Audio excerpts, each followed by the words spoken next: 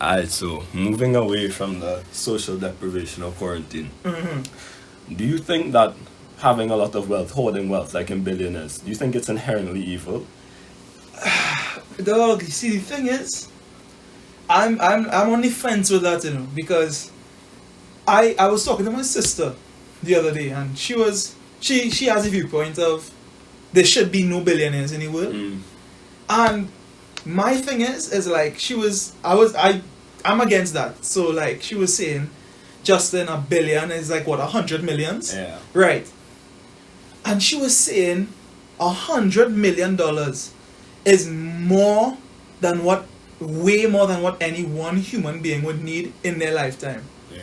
And I don't like, dog, to me, I was like, no, are you sure? And she was like, yes, you wouldn't need $100 million in your life. And I was like, but look, there's like yachts selling for that much and thing. And she was like, no, Justin, need.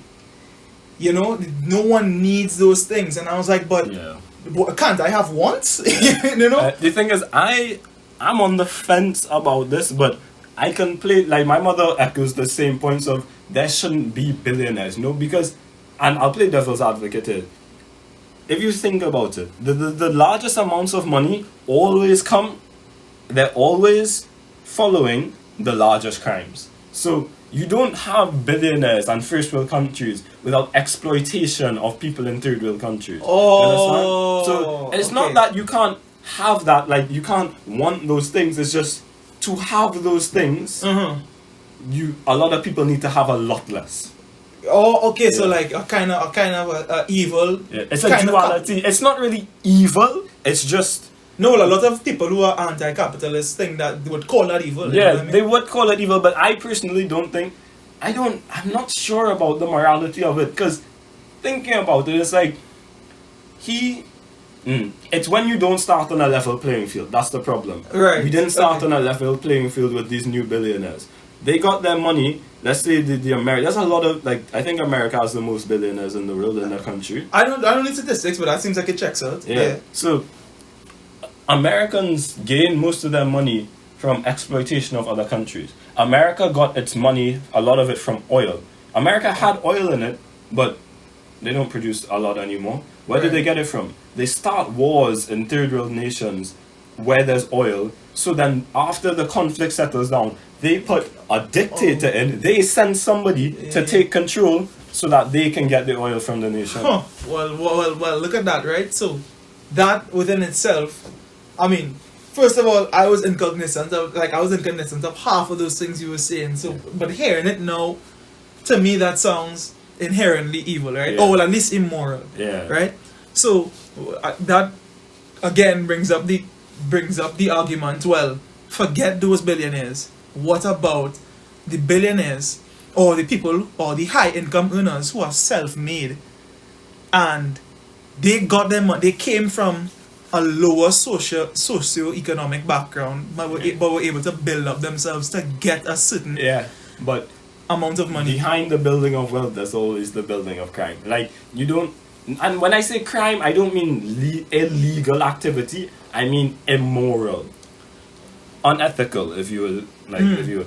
So, because to have that much money, people have to not have any money. Like you don't have billionaires without not slaves anymore, but super low income workers in China and Africa. Right. Like, think about it, materials like sand and diamonds, that kind of stuff that comes from Africa. The only reason people make so much money by selling it is because they don't pay the people who mine it enough. Wow. Right. Okay, so let's say in the instance of people like celebrities, Drake. Everyone loves Drake. Everyone admires Drake. Drake has a whole flicking airplane, Air Drake. No, everyone rated that. That real wet boy, that real sweet. The man rent out a stadium because look, I think it was yesterday or day before yesterday. He got Billboard Artist of the Decade, and all this, all these feats of wealth, all these feats of power and status, when it comes from a certain person, I think it's excused. Look at Lil Baby in his song. Look on the song On Me. The nigga said it. He said, I ain't got 100 mil yet. I can't chill yet. Dog, the man, when I listen to that, I say this hard, but I bump in my head. I say yeah. I feel weird about this topic because I want to be a billionaire. That's what I'm saying. I want a billion. But that's also, you have to think, is that what you want? Or is that what society has placed as the ultimate goal to achieve that level of wealth? But it's unfair to say that because literally every single thing, and I mean every single thing that has been deemed valuable in society has been measured by the metric of other human beings. So if I like something, that's because it's a certain societal standard that was obviously taught to me. So you can't say that necessarily for wealth, being a billionaire. Yeah, I want to be a billionaire, but I want it because other people told me to be. You should be a billionaire. But at the end of the day, that goes for everything. That's how wants work. That's how wants work. I mean, we're a tribal species. We developed language as a way to communicate and. Like exactly. Look, I have on Nike right now. Why? Like Nike's a brand that I find appealing because other people found it appealing. You know what I mean? That was taught to me. Going back to those self-made, those high-income people who were self-made in it, right? They came from poverty. They brought themselves up. So that happens a lot more in markets where the GDP per capita is higher. Because obviously the consumers have more money to spend. The only reason the GDP is so high is because the country as a whole is exploiting the money from other countries. You understand? Oh, okay. It's like the concept of blood money. Like the billionaires have blood money, even though it doesn't they didn't steal it or kill anybody who directly gave them it. Right. But the reason that the people have that money is because years ago. You think? Right. People from a certain continent over. Yeah. A sticky one. And it's still, it's a bit of a sticky one still. Big man thing, because at the end of the day, I mean, okay, so the effects of slavery and colonialism are obviously still very prominent. I don't care what anyone says and what anyone... racism exists if you don't think so, you're either white or blind. That's what so like, that's the thing, right? If you would, to make the argument, well, okay,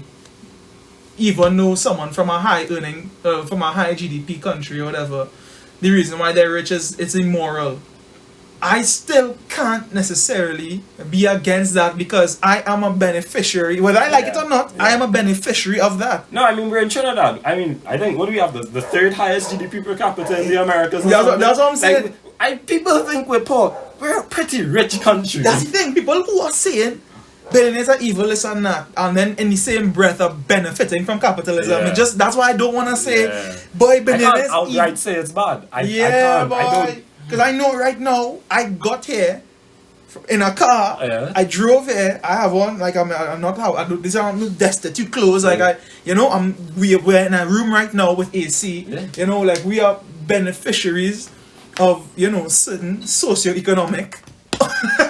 Man, we are beneficiaries of certain socioeconomic backgrounds, and I mean, like, obviously, we can't say billionaires are evil because we aren't necessarily what is the word? Like, we are not. We benefit from the same things that make billionaires billionaires. Exactly, that's what I mean. Like, so we can't. It will be hypocritical of us to say billionaires are evil when I know to myself I want certain things they have. I mean, and then there's another thing. Do you think that people should be able to inherit billions of dollars? Like, do you think? Because it's like I don't know how I feel about, like, it's different between like a Jeff Bezos or Elon Musk who came from.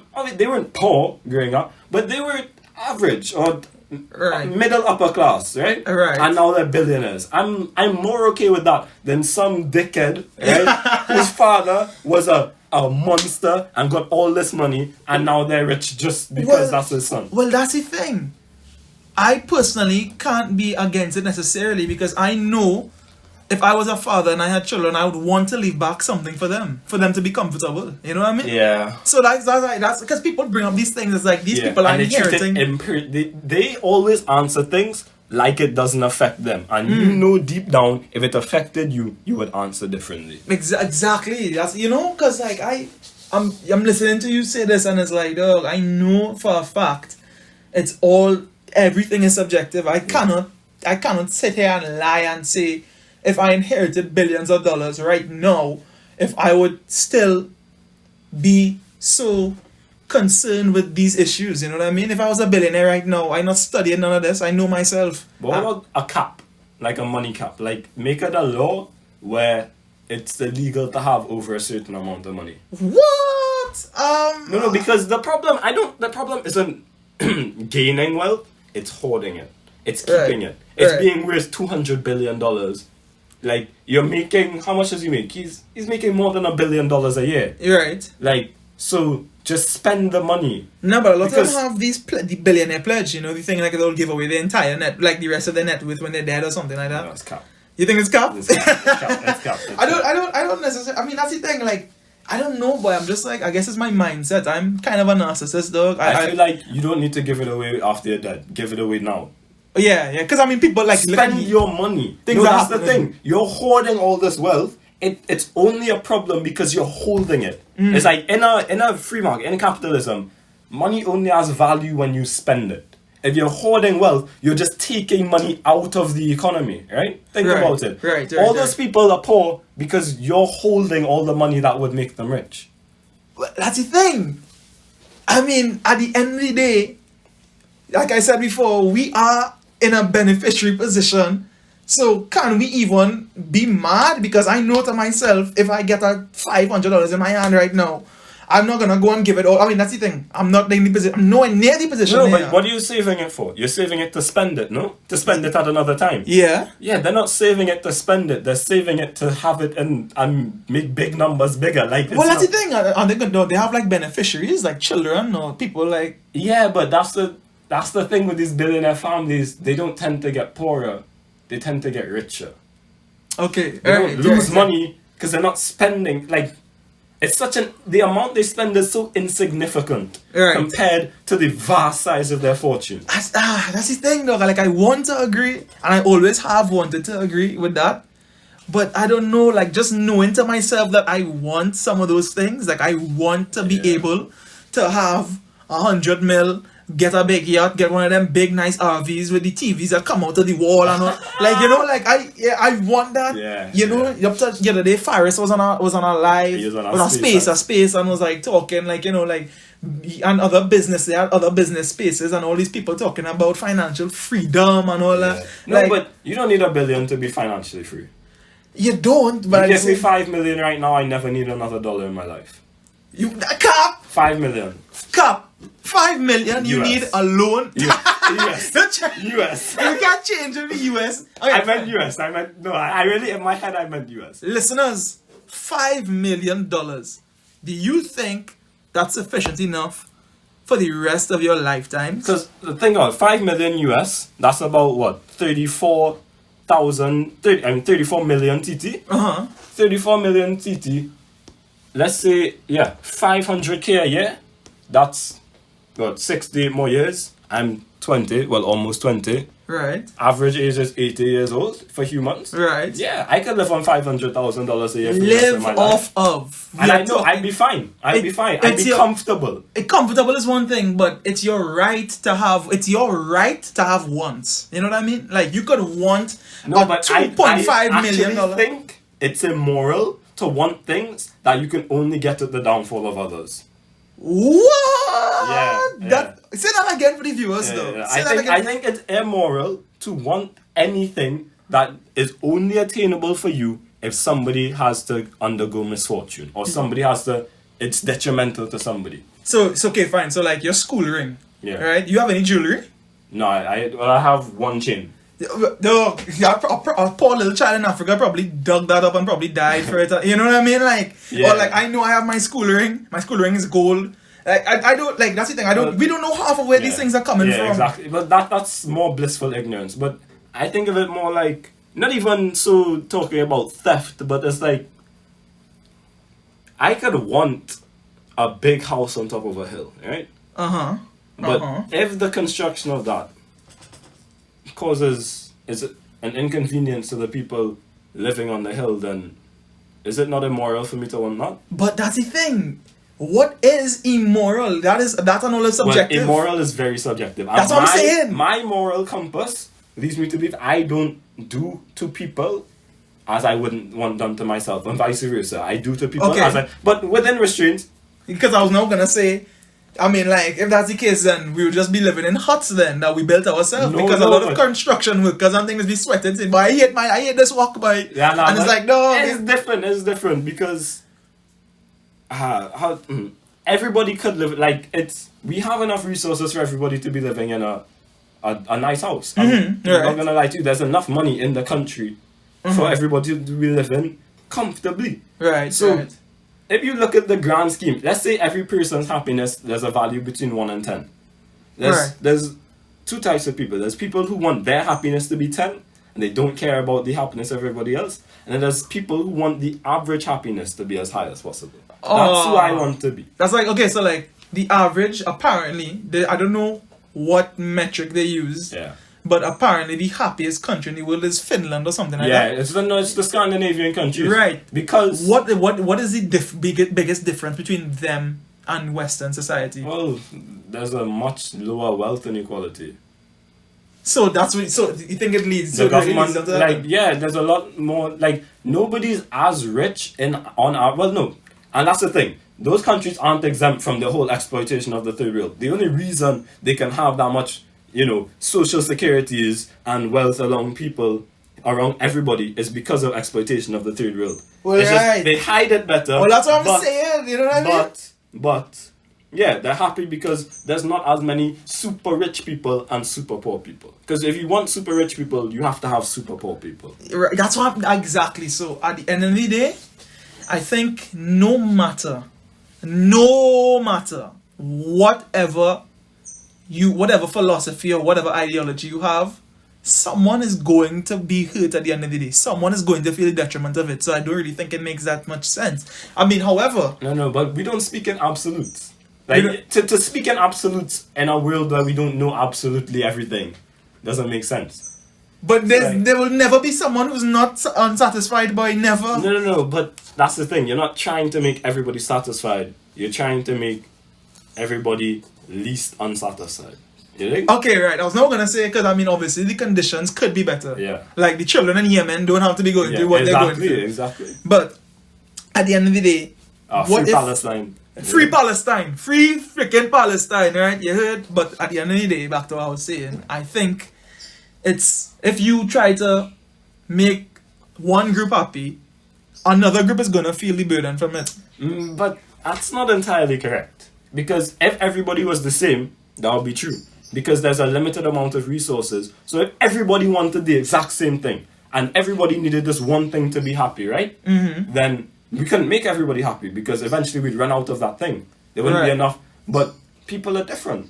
Different things make different people happy. Right. You think? But everybody's happiness is so esoteric. Like it requires a special knowledge. It's complex. Yeah. You can't satisfy everyone in the world. I mean, I know what you said. No, but that's why I'm saying it is possible to satisfy everybody because we don't need the same thing. Like for me, I'm happy with good food, not like expensive food. Like my diet consists of mostly rice and tuna in a can, like plain rice and tuna in a can. I'm happy with that and exercise. So you think And rice? exercise, social interaction, and basic food. So you I'm think? happy. So you think rice farmers aren't exploited? I think they are, but they don't have to be. I think there's people who enjoy botany and farming. Those people, eventually, I think we may reach a point where there's no need for money because everything is done for other people. Like, you are going to have free electricity, free water, free food, whatever, and then you're going to have a job in society that other people want done. And the people who are getting that food for you and everything, that's their job. So everybody has a job in this world, and if everybody does their job and gets in, they receive what they need, then there's no point for money. There's no dissatisfaction. Everybody's satisfied because everything that you need and basic wants, not extravagant wants, but basic wants are met. Where's the dissatisfaction? Huh. All right. Well, I mean, if that is, I understand that viewpoint. So, what you think is that everyone should work together unilaterally to achieve the ultimate goal of every single person reaching, should I kind of use the adjective minimal satisfaction? Well, not minimal satisfaction, but satisfaction nonetheless. Yeah. Even if it's at a minimal rate. Yeah.